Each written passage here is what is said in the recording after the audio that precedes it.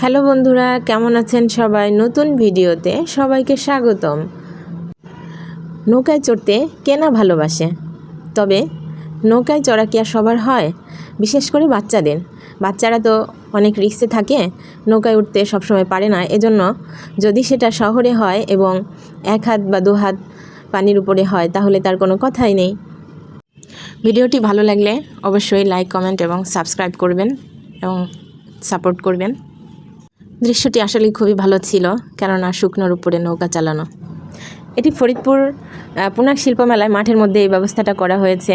দেখতেই পাচ্ছেন একটি পাত্রের মধ্যে কিছু ওয়াটার দিয়ে এই ব্যবস্থাটা করা হয়েছে, যেন সবাই এরকম স্বাদ গ্রহণ করতে পারে যে তারা কোনো পুকুরে বোট বাইছে।